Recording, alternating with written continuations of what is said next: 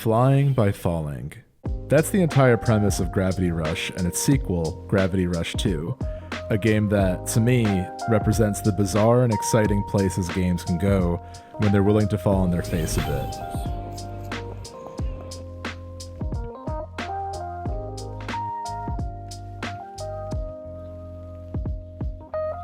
On our Dreamcast episode of Into the Aether, a video game podcast that I co-host, I half-jokingly stated that all Dreamcast games fall somewhere within three categories: the arcade, actual dreams, and beautiful, ambitious disasters, or BAD for short.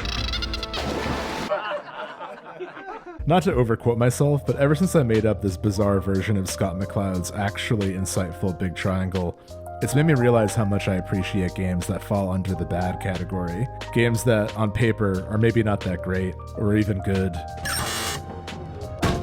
but that are coming from such a genuine place of passion, it's hard not to root for them.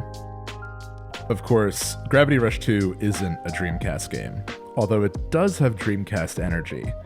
And it's definitely not a bad game, although it is a version of a beautiful, ambitious disaster.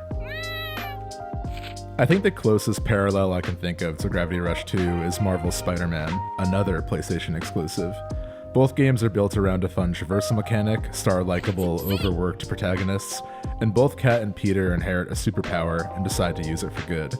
When they're not working various part-time jobs, Peter and Kat spend most of their time swinging and flinging around their respective cities and helping the people who live there. The game properly begins once you get to the main floating city. Once Kat arrives here, she and the player are free to explore, do side quests, take pictures, or continue the main story. Though the activity I found myself doing the most was just flying. I spent so much time flying, I eventually decided to let myself fall. I wanted to see what would happen. There are some areas where falling too low results in a game over of some kind, so I assumed I was eventually going to die, but I didn't. After falling for what felt like forever, suddenly there was a new area.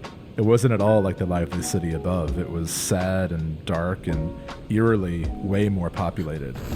The game made me think I was close to death before it showed me where and how most people in this world live.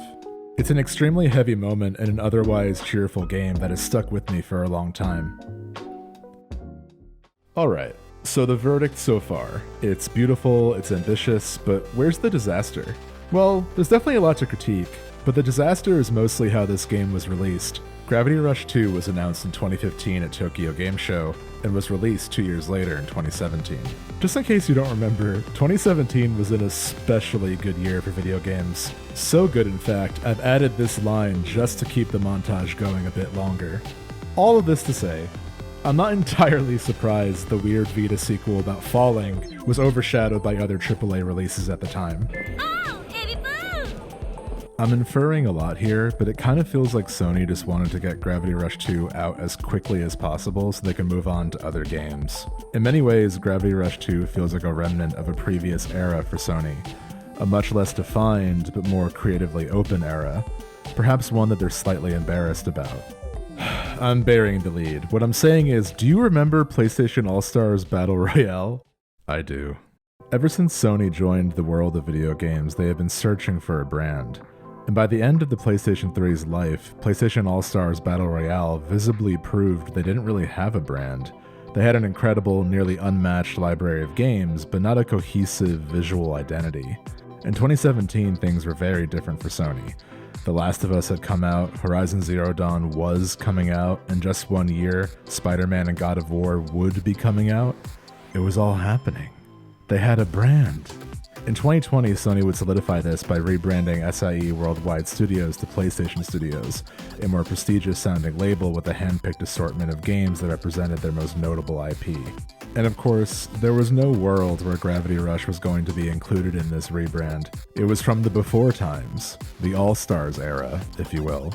Literally, Kat was in that game. She was DLC. Now, I should make it clear I don't necessarily think this rebrand was a bad thing. While I deeply mourn the loss of Japan Studio, I like a lot of PlayStation's flagship games, and I'm in awe of the immense talent involved in their development. But you do start to see a mold, and that mold feels born out of a fear of what could happen if they move away from what's expected. The reason I wanted to make a video about Gravity Rush 2 is because I think it's worth remembering the creative risks that didn't really work out. We can often pull just as much inspiration from interesting but flawed games over established hits. I adore seeing Simon's Quest DNA in Elden Ring, or Banjo-Kazooie Nuts and Bolts in Tears of the Kingdom, or another game in Tears of the Kingdom. I think you should play Gravity Rush 2. Despite its flaws, it's truly one of my favorite games on the PS4. It'll inspire you, make you smile, make you dream of what 3 could have been. If Sony is done with this series, I hope someone else is inspired to make the spiritual successor. Then maybe all the following will have been worth it.